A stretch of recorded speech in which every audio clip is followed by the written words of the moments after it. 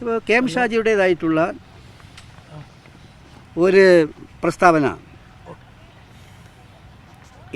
പ്രസ്താവനയല്ല, അദ്ദേഹം ഇന്നലെ വ്യക്തമാക്കിയൊരു കാര്യം, മുസ്ലിം ലീഗ് ഒരിക്കലും ഇത് വഖഫ് ഭൂമി അല്ല എന്നുള്ള നിലപാട് എടുത്തിട്ടില്ലെന്നാണ്.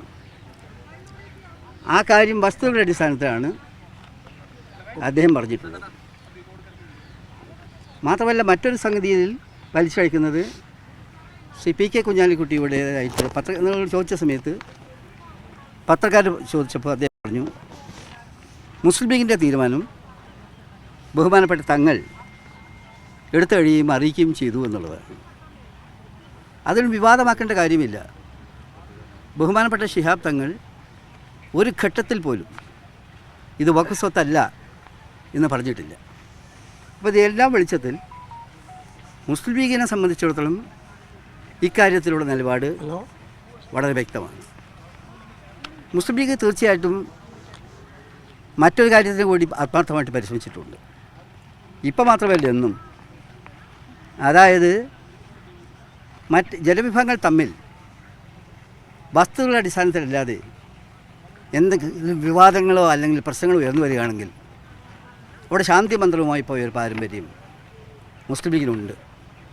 ഇതിൽ മാത്രമല്ല, എല്ലായിടത്തും അതുപോലുള്ള സമീപനങ്ങൾ, ജനങ്ങൾക്കിടയിൽ സൗഹൃദമുണ്ടാക്കുന്നതിന് വേണ്ടിയുള്ള പരിശ്രമങ്ങൾ മുസ്ലിം ലീഗ് ഏത് കാലത്തും എടുത്തിട്ടുണ്ട്. അതല്ലാതെ ഈ നിലയിൽ മറ്റൊരു വ്യാഖ്യാനത്തിന് അർത്ഥമില്ല. ഇതാണ് വ്യക്തമാക്കാനുള്ള കാര്യങ്ങൾ. പ്രതിപക്ഷ നേതാവിൻ്റെ പ്രതികരണമാണല്ലോ ഇപ്പോൾ പിന്നീട് വന്നത്, ഈ വഖഫ് ഭൂമിയല്ല. അപ്പോൾ സ്വാഭാവികമായിട്ടും അദ്ദേഹത്തോട് നേരിട്ട കാര്യം പറയണ്ടേ? അതല്ല എൻ്റെ വാക്കുകൾ. ഞങ്ങൾ പാർട്ടി എടുത്തു പോകുന്ന നിലപാടിനെ കുറിച്ച് അത് ഒരു ഘട്ടത്തിൽ ഞാൻ വിശദീകരിച്ചല്ലോ. ആ കാര്യങ്ങളെപ്പറ്റി ലീഗിന് പറയാനുള്ള കാര്യമാണ്. മറ്റേ പ്രതിപക്ഷ നേതാവ് ആരായിരുന്നല്ലോ, പ്രതിപക്ഷ നേതാവെന്നല്ല, ഞങ്ങൾക്കുള്ള സമീപന രീതി ഇതാണ്. അതല്ലാതെ ഞങ്ങളിപ്പോൾ ഈ മീറ്റിങ്ങിൽ അതല്ല, അതിലേക്ക് ഞാൻ വരാം. ഞങ്ങളുടെ ഉത്തരവാദിത്വം കൺഫ്യൂഷൻ നിൽക്കുന്ന സമയത്ത് ക്ലാരിറ്റി വരുത്തുക എന്നുള്ളതാണ്.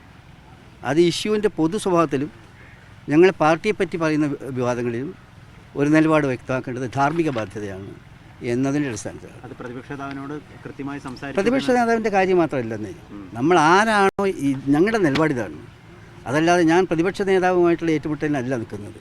ഞങ്ങൾക്ക് ഈ കാര്യത്തിൽ പറയാനുള്ള വാക്കുകൾ ഒരു വളച്ചുവിട്ടുമില്ലാതെ സ്ട്രെയിറ്റ് ഫോർവേഡായിട്ട് പറയാന്നുള്ളത്. അങ്ങനെ അതൊക്കെ വേറെ കാര്യം.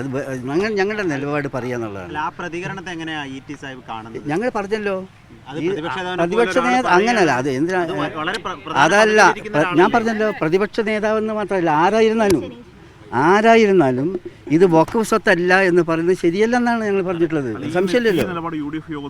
അത് വേറെ കാര്യം. അതിപ്പോൾ നോക്കാം, എന്താണ് UDF യോഗത്തിൽ ഉയർത്തേണ്ടതാണോ അല്ലേ എന്നുള്ളത് വേറെ ഫോർത്ത് ഡിസ്കസ് ചെയ്യേണ്ടതാണ്. ഞാൻ പറയുന്നത് ഈ എല്ലാ 3 പോയിന്റിനുള്ള കൃത്യമായ വിശദീകരണമാണ്.